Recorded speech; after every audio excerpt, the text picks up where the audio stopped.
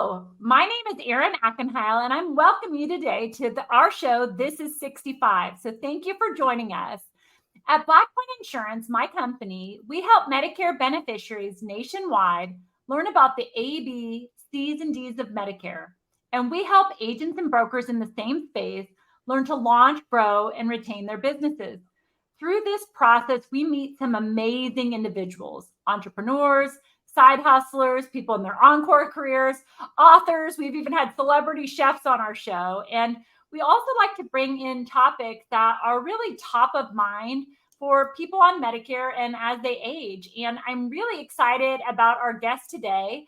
Our guest coming on today is an awesome person, great to be around, easy to talk to. And she also brings a ton of expertise to the table. She's basically a downsizing expert. She can help people get organized. She's a professional organizer and just help you within your space, make recommendations. She can help people everywhere because she can work virtually. She's so flexible in terms of working with people and just helping them reshape their lives for the next chapter. And I am so excited to bring onto my show today my guest, Heather Swain. Welcome, Heather. Hi, how are you doing, Erin? Awesome. Thank you so much for joining us. And we're just so excited to have you on the show. I feel like a really important topic because we work with Medicare beneficiaries all the time. And a big thing, right, is people are facing new challenges as they get older, right? And one of those things is downsizing and trying to take these 4-bedroom family homes into like a 2-3-bedroom apartment and these kinds of things. So I just think the work that you're doing is amazing. And I'm so happy to share you with my audience, this best kept secret. So thanks, Heather. Thank you. Yeah, it can be a challenge. We've accumulated so much stuff in our culture, and as you get older, you don't need so much. Right, so. Exactly. I try to get the purge mentality going now, but it's difficult, right? No. So it's a lot of stuff. So Heather, tell me a little bit about your background. How did you get into becoming an organizer? Is this always what you've done, or how did you get started? Actually, I used to be a pastry chef for Wolfgang Puck, and I see the connection. No, I started in food and catering, which you really need to be organized when you're doing a big catering event. So that kind of logistical part of things has always come really naturally to me. And I started doing this work about 2008 when I had a friend who moved her office out of her home in the Presidio. And so she needed the house like kind of reconfigured. And I spent 2 weeks in her home because I opened the cupboards and I thought to myself, what in the heck is going on here? She had everything in the wrong place. So I just redid the whole place, and she said it changed her life. And so wow. It was really encouraging. And then I just started putting an ad on Craigslist and telling people what I was doing. And it just kind of snowballed into years of adventures. Right. And people, I'm sure, send you referrals, right? Because you do amazing work and it just helps you to grow. They do. And I have a lot of repeat clients. Absolutely. No, I help people if they have storage units. I'm actually going to downsize a gentleman this weekend out of 2 storage units in San Rafael. Wow. And I'm going to drive some of his. Sorry? You'll be back in my hood. I will. I know. I'm really looking forward to it, actually. And I have my old crew to help me. And I'm going to drive some of his things to Aspen for him. Wow. That's amazing. So I like to travel, and, you know, it really helps people out because they know that I'm secure and I get the stuff there. And also it's probably a little like less risky when you have things you really love, because moving is complex. And another thing I do is help people like negotiate with movers because sometimes they're tricky, and I understand the language and how they work. And so I like to offer my services to be a go-between to help with move management as well. That's incredible. So one of the things I was going to mention, it's funny because I would not naturally think of a pastry chef turning, for an Do I know? organizer, right? But what's so funny, and I always get surprised by this in life, is how many times there are transferable skills, right? So even though it's completely Absolutely. right, obviously pastries, organizing, those are completely different fields, but being a pastry chef requires you to be highly organized. You have to, be prepared to do events, right? And you've got to be responsible and reliable because it's something so critical for people for these particular events and the things that they need. And so all those skills, it sounds like they play right into the work that you're doing now. And then it's paired with some passion for what you're doing.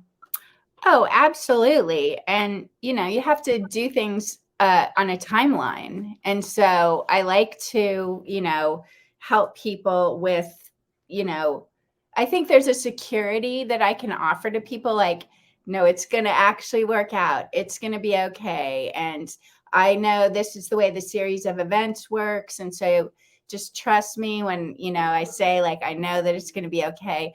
I have to do quite a bit of encouraging sometimes. I mean, and I feel like I really try to listen. Everybody's circumstance is different.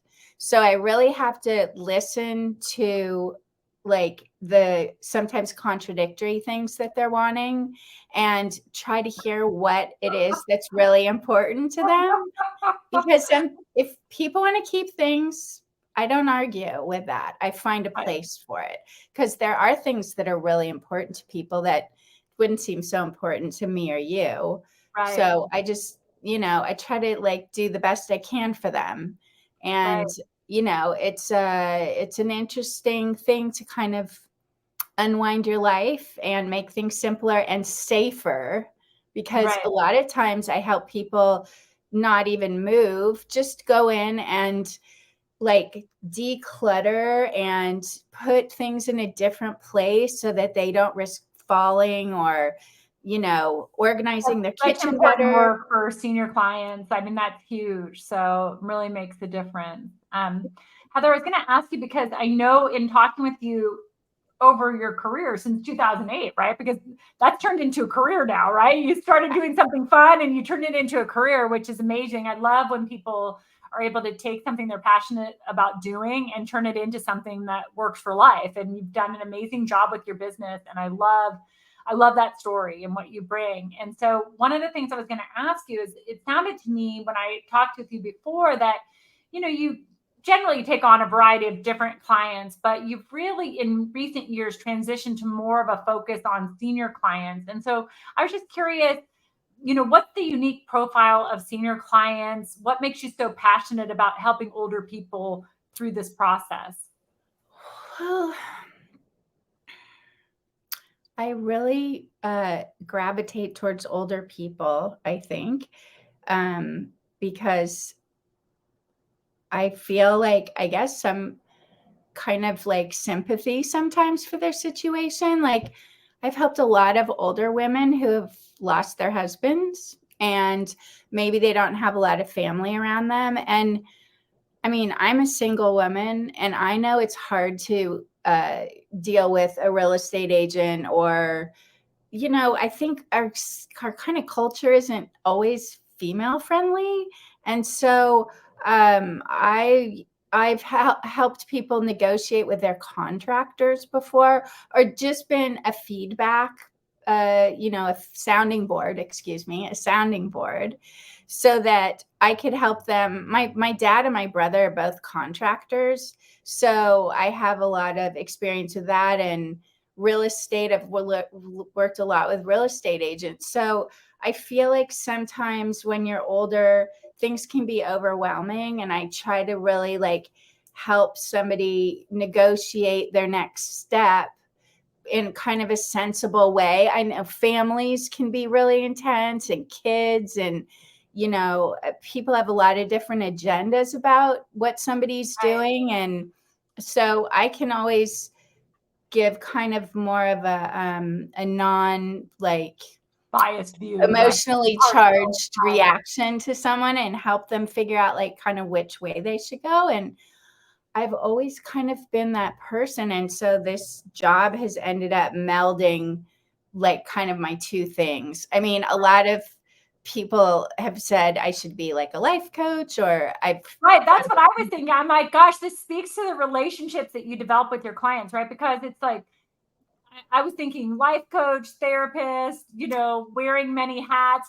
Sometimes you're the daughter, sometimes you're the sister, right? yeah, It's just, whatever the case is, it just seems like you really meet your clients where they are yeah, and you're a real support. I mean, one of the things that I've observed in my work, unfortunately, because I work with Medicare beneficiaries, a lot of times I've had the opportunity to know the couple, right? And couples sometimes become one, in the course of us knowing each other. And I know from firsthand experience, obviously in life, this, but I've seen so many examples of it where unfortunately people feel really lost, right? They just need someone to talk to and bounce things off of. And so what you're providing, I could see people clinging onto you. I know the organizing's done, but can we still hang out and have coffee, right? Because I bet people really develop a friendship with you.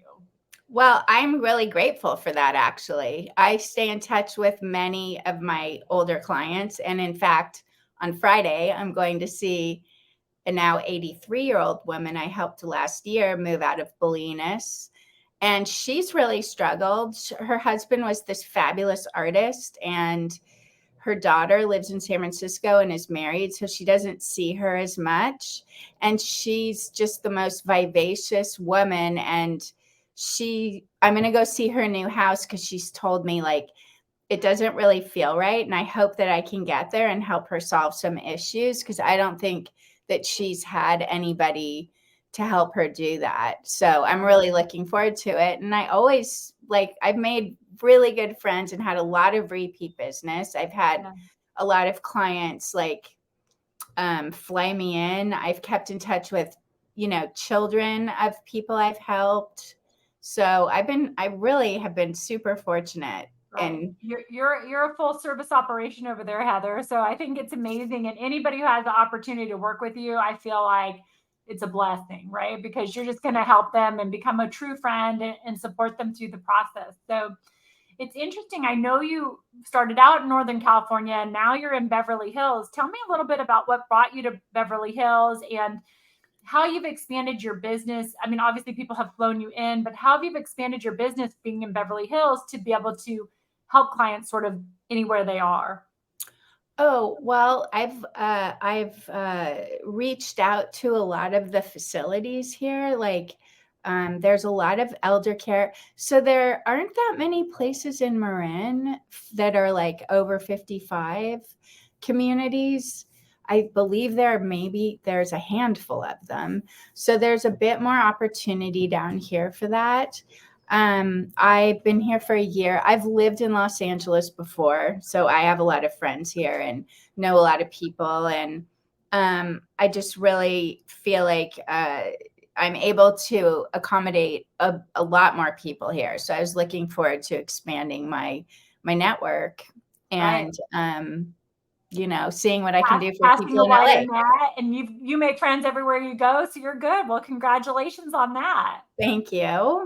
That's pretty exciting. So let's pretend I'm a new client, right? Maybe I'm in a situation where I need to downsize, and I reach out to you. I go to your website and I say, Heather, help me, right? And you say, okay, let's get together. What would you do? What would the process be to get me started? Oh, well, I've learned to not only have a conversation with someone on the phone or on Zoom. I'll often do that. I always go to the location if I can, because everybody has a different idea of the situation they're living in. I've had a client tell me her place was a mess, and I got there and it was like a Design Within Reach catalog. Like it was perfect. But she was a craft person, so when we opened her closets, it was really complex, and we were able to spend the next several months helping her downsize in that way. Very civilized, nice. We did it over a period of time. Sometimes I get calls from people, it's very last minute. They've had maybe some kind of a health issue and it needs to be taken care of now. But I always have to have a conversation and make sure that we have a good connection, because it's a very personal process, and people have to feel like they could trust me, and I have to feel like they're able to trust me because I'm going 100%. to be guiding them in a lot of directions that might be a little bit uncomfortable. So I want to make sure that they know that I'm, there with the right intention for them. 100%. That's incredible. So I love that you really are consultative with each person, making sure it's a fit for both of you, right? And that you're going to be able to connect and really support one another through the process, because it really, I think, takes that level of connection, because you're purging important things, you're collaborating on making a better space. I feel like that's really, really personal. And I think no better person than you to do that, Heather. So I love it. So I'm curious, we talked a little bit just about downsizing, right? And downsizing is the big deal. And seniors in particular are often moving from these larger places to smaller places. And fundamentally, I get that's a big deal, right? You're a lot of stuff, less stuff, right? You're doing it. But I just imagine that it sparks a lot of emotions for people, right? Because I mean, it's purging, but it's not, you're not just throwing away your garbage. Like, in order to downsize to that level, you really have to be able to purge some pretty big items. And how do people manage the emotions? How do you help manage their concerns and sort of have a successful process? Well, I would say that I'm unlike most professional organizers in that I don't like to buy anything. I don't ever want to go to the Container Store. Like, I have a huge joke with my assistant. Like, I'll call her and say, or I'll text her and say, I'm in hell. And she knows exactly where I am, at the Container Store. So, not my thing. So, what I found a lot of times is that, I like to make do with what people have. I mean, if you have to buy something, you do, but I like to make do with what people have. And also, a lot of times people have spent a lot of money on something, uh, a dresser or a couch. And I have the difficult job of telling people that it's not really worth that much. Right. Unless it's some incredible, like, stickly dining table, let's say. But our resale value of, items aren't nearly what we paid. It's like Right. buying a brand new car. As soon as you take it home, drive it off the lot, it goes down in value. So that's always kind of a little bit of a shocking thing to tell people. And so that feels bad to them often. Like, they feel like, oh my gosh, I spent so much money and there is no value. And the thing I do is I'm very frugal, and I really like to get things to where they should be going.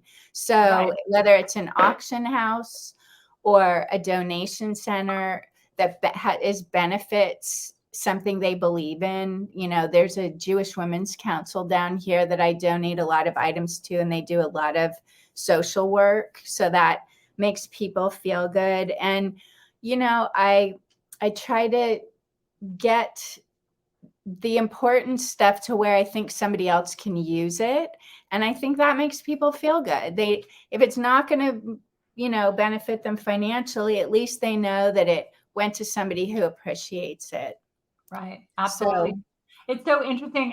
Whenever we talk about the value things, I think about, for my family, my experience when our parents passed away, we kind of had to go through their home and declutter. And we had sort of our own, what do you call, like, estate sale, but more of like a garage sale, but, because we did it ourselves. And people are awful. Like, I can just remember, like, my mom's like precious teacups, and people are like, I'll give you 25 cents for each of them. And it's not even the matter of it being a quarter, because it wasn't like we needed the money of it. But I ended up, my sisters are like, what are you doing? I'm just packing all this stuff in my car. Like, you know what I mean? Because I'm just like, it was just too much, to hear it. And I could just imagine, when you multiply that by things that are your own item, right? And it's just like you have this connection, and it's just hard when people dismiss it like that. And for me, like, now we like are giving those teacups away, like, to people like that we think would appreciate that, versus like selling them to some person for a quarter, right? Because that just feels better and feels right and keeps us connected to our mom. So absolutely. And estate sales or yard sales or garage sales, they're usually what they do is they save you from the hauling fee. That's all they do. Like if Right. you It's can not a give it big money away, maker. yeah, if you can give it away at the door, you're not paying for somebody to take it away to the donation oftentimes.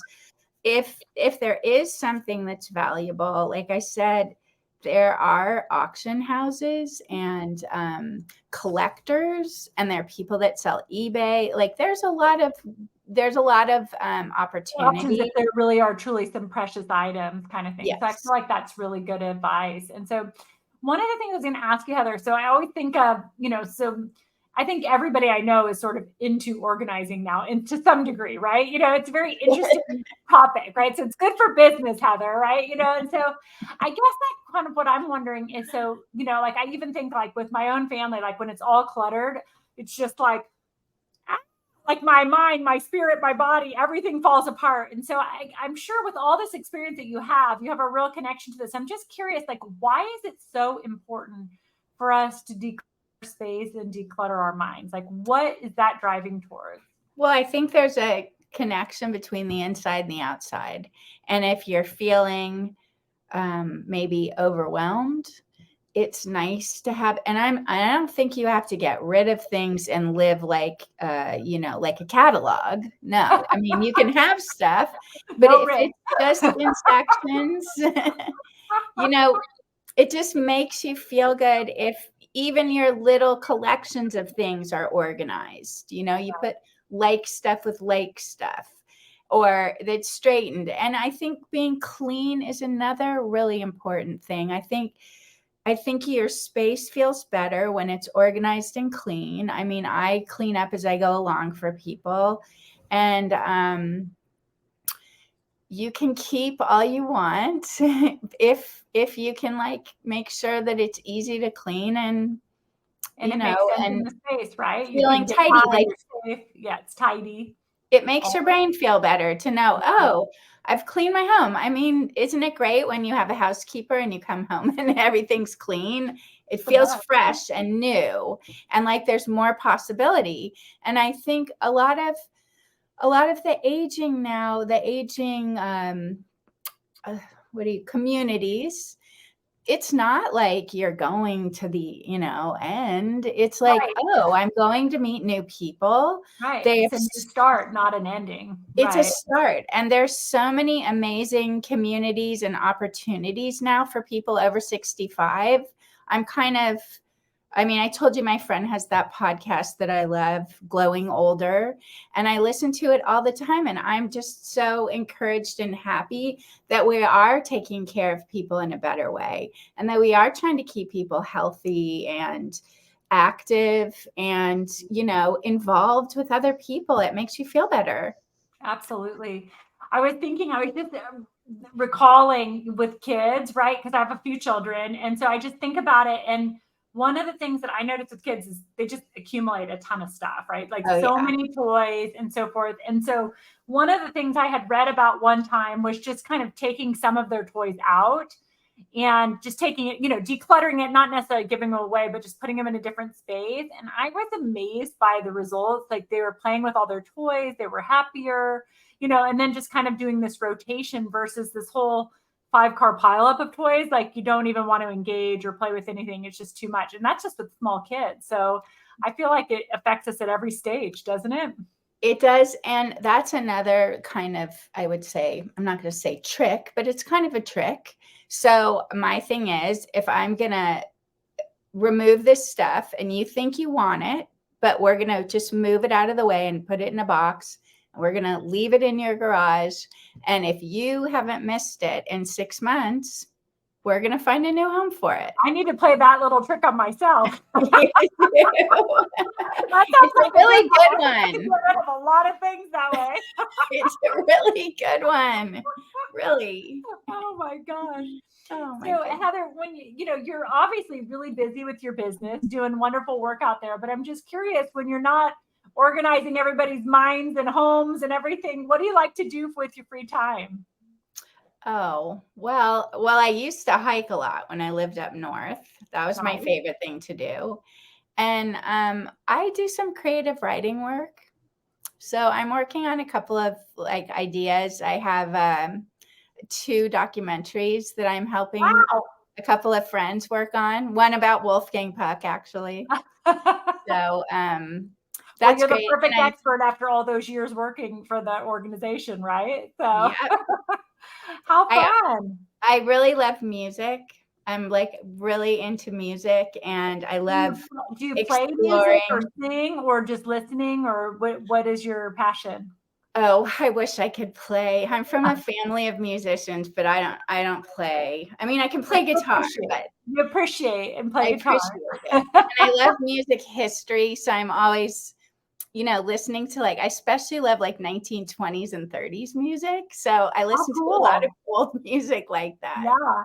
Well, it So sounds like you're able to connect to people at so many different levels, and it shows with all of your interests across the board. That's awesome. So, thanks. Heather, this has been wonderful. So, And I'm just you're funny. curious, when you think about my audience out there, so you're talking to a lot of agents and brokers that are making referrals to people who are looking to downsize, looking to streamline. You're talking to a lot of the seniors out there who probably could use your support or maybe contemplating support in this way. If you were to leave everybody with one or two words of wisdom in Oh, terms of streamlining and organizing, what would you say? start small. That's what I would say. When you're feeling overwhelmed, start with a tabletop, a side table, a desktop, one shelf, one cubicle on your bookshelf. Just start small and take some time and ask yourself, do I want to keep this? Or maybe it's not even a question of giving anything up. Maybe you're just going to rearrange that area and think about it differently. I mean, I've said to my assistant, Claire, I think a lot of people would be better off if they cleaned their own houses, because people want to know, what's the secret to being happy? And I think when you look at your stuff, not that I know the secret to happiness by any means, but I feel like there's something that a reward you get when you clean and organize yourself. When you're doing it, it's a real Zen practice. And I Sense think of if you satisfaction too, right? You can actually accomplish something and it's done. and see it, and you can see Right. it. So just clean up a small little area and see if it makes you feel better. Isn't that so true? I feel like that's good advice in life too. Just one step at a time, take it small, and a number of small steps put together equals something big. So that's incredible advice, Heather. And I'm so glad that you were able to join us today. For all the seniors out there listening who would like to have a consultation with you and see about downsizing or meeting with you, or agents and brokers that would like to refer you to their clients, where would you direct them, Heather? Oh, I'd go to my website, heatherswain.net, HEATHERSWAIN.net, as I always have to say with an emphasis. The other girl is a potter, believe it or not, and a writer. There are 2 other Wow. girls with names. So you can see some of the stuff I've done. You can read some things I've asked people, could you just write a little something? And they've written a lot of really nice things. And my email address and my website and my phone number are on the website. So you can just get a hold of me. And if it looks interesting, I mean, I love meeting people. Call me. I'll tell you anything you want to know. And, if we hit it off and you need some help, I'd love to be there. Sounds wonderful, Heather. You are just a dynamo, and you're doing such good things out there. And I love hearing that you're growing your business. And not only are you doing it, but you're just cool, right? You're just a good person, and you care about people, and you care about seniors, and anybody who wants to revisit an 83-year-old and help them with their space is a friend of mine. So I just think you're incredible. And everybody out there, please go to Heather Swain. That's SWAIN.net. And get scheduled with Heather, or refer them to your moms, dads, aunts, uncles. Send them Heather's way. She'll do an amazing job for you. So thank you so much, Heather. Have a great day, and thank you for joining us. Erin, thank you. You're so sweet and fun. I've had a great time. Awesome. See you later.